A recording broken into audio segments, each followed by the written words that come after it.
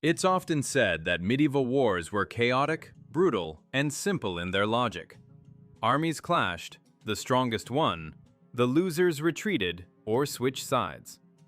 Yet documents and chronicles leave the impression that behind this convenient picture lies something far stranger. They mention rules that hardly fit our usual understanding of war and common sense. One such rule is particularly chilling. If a knight was lost in battle, his unit was not considered defeated in the usual sense. Instead of changing lords or retreating, the entire force was to be completely eliminated. Essentially, the disappearance of one participant automatically meant the end for everyone else. This created a powerful incentive to protect the knight at all costs, but it also raised many questions. Why did the fate of hundreds depend on a single being? And why is this practice recorded in sources but lacks clear explanation from researchers? Another prohibition was equally strange. Common soldiers were strictly forbidden from touching a knight. Even accidental contact was punished instantly and without investigation. Only another knight could capture a knight, no one else. Later, this figure began to be replaced by a banner or standard, the loss of which was equated to the absolute defeat of the unit. It feels like we're not dealing with a person, but with a key object, the loss of which rendered everything happening meaningless. History knows cases where knights dueled for several days in a row, while armies watched from the sidelines without intervening. The soldiers awaited the outcome like spectators, on which all further events depended. Only after one knight acknowledged the superiority of the other would his men formally switch allegiance. Without this consent, the outcome would have been entirely different. Looking at this system from the outside, it remarkably resembles not a battlefield, but a carefully constructed ritual, as if the key role belonged not to the mass clash, but to the preservation of one central element. And here arises the first, most uncomfortable question. What if the knight in this scheme wasn't just a man in expensive armor? What if his significance stemmed from a completely different nature? If you're interested in exploring history's strange corners where facts don't fit the usual frameworks, subscribe to the channel and hit the like button right now. The questions will only get sharper from here.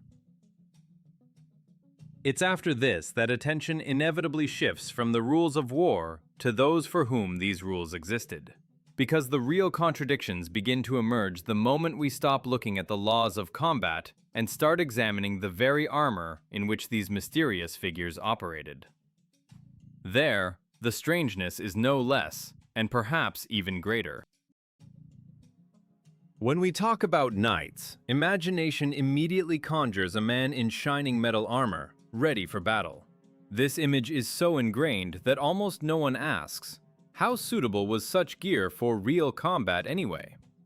If we discard the romance and examine the design closely, a persistent feeling arises that we're looking not at a warrior's protective equipment, but at something entirely different. We're talking about armor made entirely of metal, from helmet to boots. Not partial protection, not individual plates over cloth or leather, but a solid metal shell. Even the footwear was a rigid construction without a conventional heel. This form deprives one of proper grip, makes steps unstable, and turns any movement on uneven ground into a risk of losing balance. For a battlefield where maneuverability and stability are key, this seems, at the very least, odd. The joints deserve special attention. In many suits of armor, they are solid, inflexible, especially around the calves and feet. This design severely restricts mobility, prevents proper running, sharp torso turns, or quick changes of position. Any living person in such a construction becomes a hostage to their own weight and the form of the equipment. But the most vulnerable point is the helmet. A blow to the metal shell of the head doesn't need to be strong to incapacitate a person. Just a firm impact is enough to create a sharp ringing inside and disorientation. This is easy to test with a simple example. Put a metal container on your head and tap it lightly. Even without a threat to health, the sensation will be extremely unpleasant. Now imagine an opponent in battle striking the head purposefully, not trying to pierce the metal, but simply creating a shockwave inside. Under such conditions, it's hard to speak of prolonged and effective resistance. That's why it feels absurd. It turns out the most obvious way to neutralize such a fighter is not to look for weak points, but to simply regularly strike the helmet with any hard object. A rock, a club, an axe handle, it doesn't matter. The result will be the same: disorientation and loss of control. For a human, this is practically guaranteed to be incapacitating. Against this backdrop, a question is increasingly heard, one usually not asked aloud. If such armor is so impractical for a human, then whom was it even designed for? Why was its manufacture of such high quality, precise fit, and complex form if in real combat it created more problems than advantages? The comparison suggests itself. It's like trying to fight with a pot on your head. Not as a joke, but in earnest. And if we look at this without the usual historical inertia, it becomes clear that we are faced with either mass delusion or something whose logic lies beyond ordinary human experience. And all this leads to an even stranger point, because what's truly surprising isn't even the appearance of this armor, but how, according to descriptions, it functioned in reality. It's here that questions begin to multiply with double force. The deeper you delve into descriptions of knights, the stronger the feeling that the familiar image of a man in armor begins to disintegrate. Sources and legends contain narratives that are hard to dismiss as mere artistic exaggeration. We're talking about tales where a knight continues to act even after his headpiece is separated from his body. In normal logic, this should mean immediate cessation of any resistance. Yet in these stories, everything happens differently. Descriptions and images survive, where the process looks as if the head element isn't an integral part of the body. It isn't cut off in the usual sense, but extracted from the metal shell through a top opening in the torso. It creates the impression that we're looking not at the anatomy of a living being, but at a construction assembled from separate modules. The head, in this case, appears as an additional element, not a critically important command center. This feeling intensifies if we note the variety of helmets. For the same knight, different versions could exist: ceremonial, combat, transitional. They change depending on the situation, event, or ritual. Looking at this from the perspective of an ordinary person, a strangeness arises. Why would the same body need so many different heads? For a living being, such redundancy seems illogical. But for a construction or a bearer of interchangeable shells, it becomes quite explicable. Additional questions are raised by the fact that, in some cases, losing the headpiece didn't mean automatic defeat. According to descriptions, the knight had to be literally disassembled, extracting something from inside the torso. This is very different from the usual picture of combat between humans, and more resembles opening a complex mechanism or protective casing. Gradually, another important detail fades: the resemblance to a human. If we remove the romantic filter, we are left with a metal figure whose vital elements don't match human anatomy. There's no clear dependence on the head as the center of existence, no vulnerability inherent to a living body, and there's a clear division between the external shell and the internal contents. Against this backdrop, attempts to explain such details with ordinary combat techniques or symbolism look especially strange. Too many coincidences point to a fundamentally different logic. A logic in which the head is not a mandatory organ, but merely an interface or an external part subject to replacement. It's here that the last pillar of the conventional explanation begins to crumble. Because if a knight could act without the head element, if his face was never truly seen, and helmets existed as interchangeable shells, then it feels like we're dealing not with a man in protection, but with something that only outwardly copies a human form. And if we allow that this is indeed the case, then the next, even more uncomfortable question inevitably arises. If they weren't humans in the usual understanding, then how was their everyday life even arranged inside this metal shell? And what exactly was hidden beneath the layer of perfectly fitted metal? If previous oddities could still be attributed to military culture specifics, descriptions of knights' daily lives elevate the situation to a completely different level. Sources claim that armor was practically never removed, not for hours, not for a day, but for weeks, sometimes for longer periods. A knight would leave the castle already fully clad in metal and remain in that state during campaigns, ceremonies, receptions, and even feasts. For an ordinary person, such a lifestyle seems highly dubious. A full suit of armor isn't just an outer layer of protection. Beneath it was multi-layered clothing, padding, and fastenings. All this fit tightly to the body, restricted ventilation, and wasn't meant for constant wear without breaks. Under the conditions of multi-day marches, this should have led to rapid deterioration and loss of ability to function. Yet chronicles describe the opposite. Knights maintained their form and continued their duties. A natural question arises about the most basic needs. How did they eat? How were physiological matters handled? Direct and detailed descriptions are practically non-existent, yet the need to pour water over the knight is regularly mentioned. It's emphasized that the liquid must enter the armor from above, and this must be done several times a day. This seems not like a random detail, but an important and mandatory procedure. Some helmets have a shape resembling a funnel or a guiding channel. Such a design is poorly explained from the standpoint of protection or human convenience, but perfectly suited for purposefully pouring liquid inside the shell. Official versions boil down to attempts to explain this as cooling or refreshing, but such explanations seem forced. For a person in a tight metal casing, constant wetting without proper ventilation would likely worsen their condition. An even stranger fact is the absence of clear instructions in sources for regularly removing armor outside the castle. On the contrary, it's emphasized that a knight remained in his metal shell even in relatively safe conditions.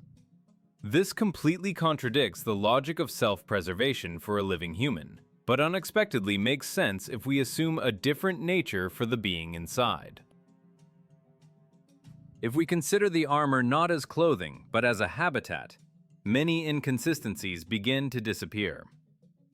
The regular water supply stops being a strange procedure and becomes a vital action. The airtight construction, carefully sealed gaps, and limited openings receive a logical explanation. In that case, armor ceases to be mere protection and begins to resemble an autonomous shell designed to maintain special conditions inside. It's at this moment that domestic absurdity unexpectedly turns into a clue. Because the more carefully you look at the details, the harder it is to imagine an ordinary person inside. And the easier it becomes to assume that something entirely different was hidden under the metal shell. And now imagine there's no human inside that armor at all. If we entertain the thought that what was inside the armor wasn't a human, many previously inexplicable details suddenly form a single system. One of the most unusual, yet surprisingly logical hypotheses suggests the metal shell served as a kind of aquarium. In that case, the armor stops being equipment and turns into a closed environment necessary for the existence of a creature with a completely different physiology. Water in this system no longer looks like a strange whim or an attempt to ease discomfort. It becomes a key element of life support.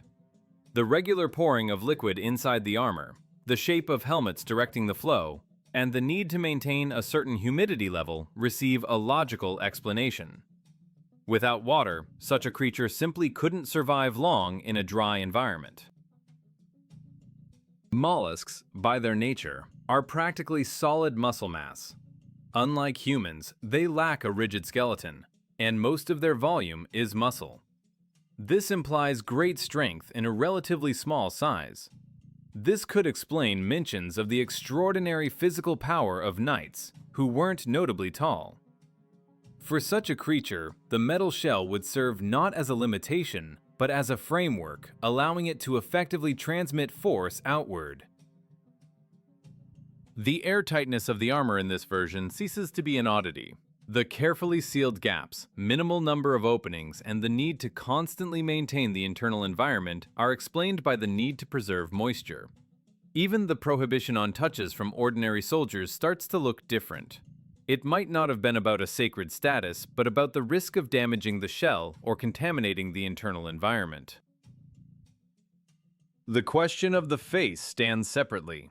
Sources constantly emphasize that practically no one saw a knight's visage. Contact occurred through the helmet, visor, or via intermediaries altogether. Within this hypothesis, this looks logical. There is nothing to show in the conventional sense. What was inside didn't have human features, and therefore required complete isolation from external view. An interesting detail becomes the early helmets lacking movable visors. This is usually explained by technological primitiveness, but in alternative logic, the reason could be different. If the internal environment must remain stable, any extra opening is a potential threat. The simpler and more airtight the construction, the more reliable the entire system's function. Later, when requirements changed or shells became more complex, movable elements appeared. Even the strange combination of people with open faces and fully enclosed metal figures in the same space begins to look different. It's no longer elite and servants, but different forms of existence forced to coexist within one social structure. The metal-clad figure, the center of power and control, and the surrounding people, servicing personnel ensuring conditions for its existence. And if we allow that this version at least partially reflects reality, then the familiar image of knightly romance begins to crack. Noble duels, heroic images, and the cult of honor turn out to be just an external shell, concealing a completely different, far stranger system. And if that's so, then even knightly romance starts to look entirely different. Against the backdrop of previous inconsistencies, one of the most widespread images of medieval culture begins to look especially unusual: the ritual of handing over a handkerchief. Traditionally, it's described as a gesture of favor, a symbol of support and romantic attachment. A lady supposedly gave her knight her handkerchief, and he went into a duel inspired by this token. However, if we remove the poetic layer and examine the mechanics of what's happening, the picture becomes far less lofty. A handkerchief is an intensely personal item. It absorbs moisture, secretions, and microparticles from its owner's body. In the usual romantic interpretation, this is ignored, but in alternative logic, it takes on a completely different meaning. A question arises: wasn't this ritual more than a symbolic gesture? Could it have been a form of transmitting biologically significant information? If we recall that many mollusks are hermaphrodites and lack rigid role division, their methods of transferring genetic material can differ greatly from familiar human concepts. In a water environment, it happens directly, but on land, different solutions are required. In this context, the handkerchief becomes a carrier, a kind of container, allowing the transfer of necessary material without direct contact and without water as a medium. Then, duels for a handkerchief take on a completely different meaning. This is no longer an abstract struggle for honor, but a competition for the right to access a resource necessary for procreation. The winner doesn't just ride away with a trophy, he takes with him what allows him to fulfill his biological function. The loser is left with nothing, regardless of status or merit. This logic unexpectedly explains the strict restrictions related to ladies' marriages. A handkerchief couldn't be given to just anyone at any time. The system appeared rigidly regulated because it wasn't about feelings, but about a controlled process. In this light, nightly tournaments cease to be entertainment and become a selection mechanism. The castle in such a system also gains new meaning. It's not just a fortress or residence, but a closed environment where necessary conditions can be maintained. Water bodies, moats, internal water sources, and complex architecture begin to look like elements of infrastructure, not decorative excesses. Each castle becomes a personal space where the obtained material can be used and preserved. Even the remoteness of castles from each other starts to play a role. This isn't a random distribution of holdings, but a way to minimize competition and control processes. In such a system, a knight's movement from one castle to another resembles the transfer of a mobile habitat, where everything necessary is inside the metal shell, and external infrastructure merely supports stability. The romantic myth in this context looks like a later superstructure, convenient and beautiful, but hiding a far more pragmatic foundation. Noble gestures, songs, and legends turn out to be a way to distract attention from the real purpose of the rituals. And when you look at all this from a new angle, it becomes clear that many strange details fit perfectly into the alternative logic. And then it becomes clear why castles were built exactly as they were. When attention shifts from the knights to the space they existed in, the strange picture becomes even more cohesive. Medieval castles are traditionally described as defensive structures, but their architecture upon closer examination raises many questions. Almost every castle is surrounded by a water-filled moat.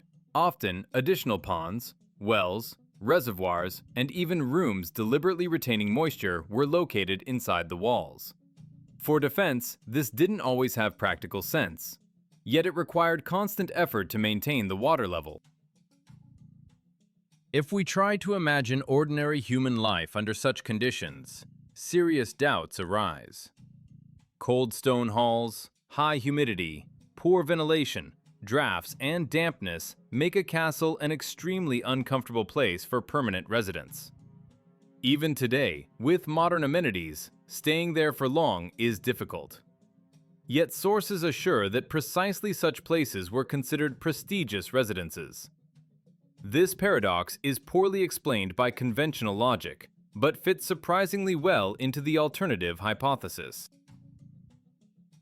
For aquatic life forms, such an environment looks far more suitable. Constant proximity to water, high humidity, and isolation create conditions where a stable internal environment can be maintained. Moats and ponds cease to be mere obstacles for the enemy and become elements of life support. Even the location of castles often gravitates toward rivers, lakes, and lowlands where water access is simplest. In this context, the strange battlefield behavior becomes understandable. Sources repeatedly emphasize that opponents didn't try to instantly incapacitate a knight in the usual way. Instead, the adversary often attempted to get inside the torso, acting as if facing not a living body, but a shell that needed to be opened. Blows were aimed at joints, under protective elements, where one could reach the internal contents. Such behavior is poorly explained by ordinary combat tactics between humans. It would be much simpler to deliver a decisive blow and end the confrontation. However, if inside there was a creature protected by a shell, the logic changes. Then the task was not to damage the external casing, but to gain access to what's inside. This process resembles opening more than fighting in the usual sense. Even descriptions of how such clashes ended stand out from the familiar pattern. It's not about a quick outcome, but about prolonged attempts to extract an internal element through narrow openings or damaged sections. This remarkably resembles the ways people extract contents from the shells of sea creatures, not the methods used in combat with an equal opponent. In this version, castle architecture ceases to be a set of random solutions. Every element, from wall thickness to the drainage system, begins to work as part of an overall system. The castle becomes not just a fortress, but a stationary environment complementing the knight's mobile shell. Outside its walls, the knight existed for a limited time, while inside he could maintain stability and recover. The more details come together, the harder it is to view this as a set of coincidences. Architecture, rituals, combat practices, and domestic oddities begin to form a single, albeit unfamiliar picture. And here we approach the very finale of this strange picture. By this point, the entire picture begins to converge on one alarming and memorable detail. In sources and descriptions of battles, a strange motif appears again and again. Opponents acted against a knight differently than against an ordinary human. Instead of trying to instantly end the clash, blows were directed inside the torso, into gaps, under protective elements, into joint areas. The sword or other tool seemed to seek a path inward, not aiming to damage the external shell. Such behavior is hard to explain with the logic of familiar combat. If you're facing a human, it's much simpler and more reliable to target the most vulnerable zones. Yet here we see a different strategy. The opponent acted as if the external metal layer wasn't the body, but a carapace that needed to be carefully opened to reach the contents. The blows became precise, calculated, and aimed not at destruction, but at access. This is strikingly reminiscent of the process of preparing sea creatures with hard shells. There, too, it makes no sense to randomly beat the shell. It's important to find the right spot, the right angle, a weak point to reach what's hidden inside. And precisely this logic we see in descriptions of clashes with knights. They weren't sought to be instantly deprived of the ability to act. They were seemingly opened. Against this backdrop, it becomes clear why losing the head element wasn't always considered decisive. If the head is merely an external module or interface, damaging it doesn't mean automatic end of the confrontation. The main part was deeper, protected by the metal shell. Hence the need for additional actions aimed at opening the torso, not superficial impact. This moment becomes the final piece in the overall version. It ties together the strange armor, the lack of need for human anatomy, the constant need for water, castle architecture, and unusual rituals. Everything begins to work as a single system where the knight is not just a warrior, but a bearer of some life form entirely dependent on its shell. Even the attitude towards such opponents becomes clearer. They weren't perceived as ordinary soldiers. They were something else, requiring special rules, prohibitions, and rituals. That's precisely why there were strict restrictions on touches, special conditions for capture, and specific methods of neutralization. The entire system seemed built around the understanding that what stood before people was something outwardly resembling a human, but essentially not one. The final image that remains after all these details is hard to forget.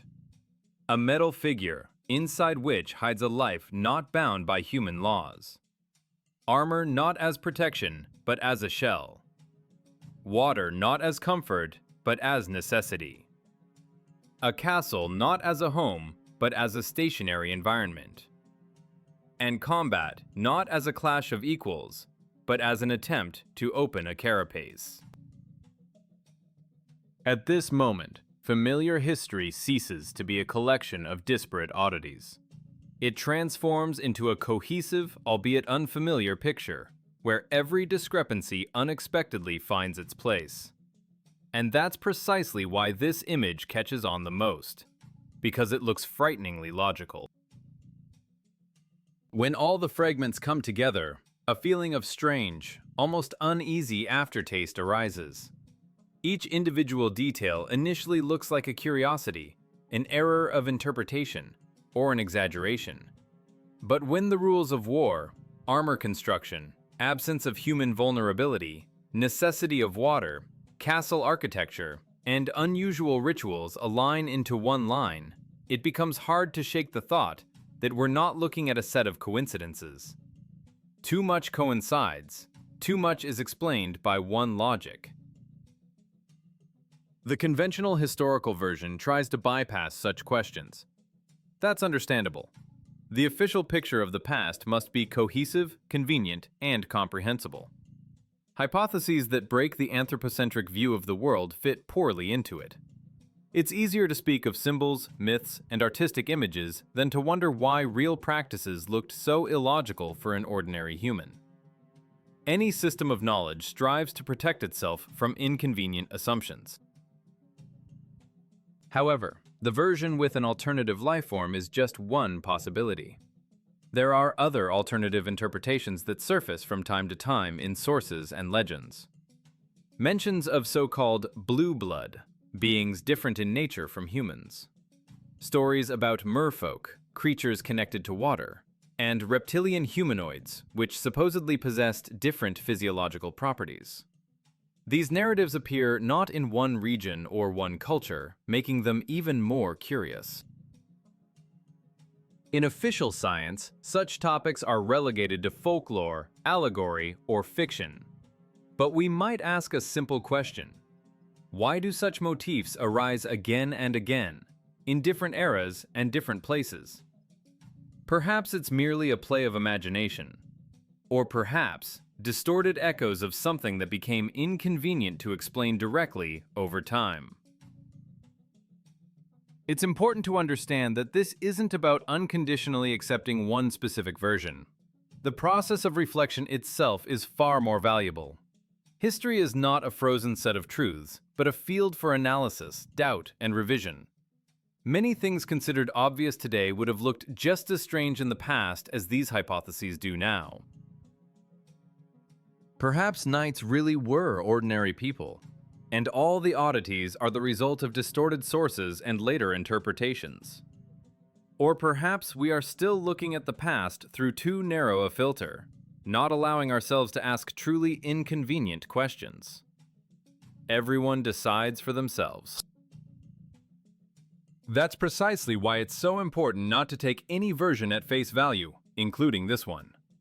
To compare, verify, cross-reference facts, and not fear stepping outside the familiar. History becomes truly interesting precisely where ready answers end and questions begin. If you found this interesting, be sure to like and subscribe so you don't miss the continuation. Write in the comments what you think of this version and whether we should delve deeper.